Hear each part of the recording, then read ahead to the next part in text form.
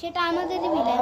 কালু মারা গেছে, আর কি কষ্টের কথা বলবো ভাই, লাশটা ফেলে দিছি। দেখাতেও পারলাম না, আপনাদের কষ্ট পাবেন না। দেখেন ভাই, ওকে একটা ছেলে নিয়ে গেছিল, পাইতেছিলাম না, আজকে পাইছি। দেখেন ভাই, চুরি ছিল রাইটে। ভাই একটু আদর করে না ভাই, অনেক অত্যাচার করছে। আমরা বলবো কাল্লু মরে গেছে, আর ওরা আমাদেরই বিলাই ছিল। আমরা ভিডিও বানানোর জন্য আমাদের মিথ্যা পেট কথা ছিল, বলছি।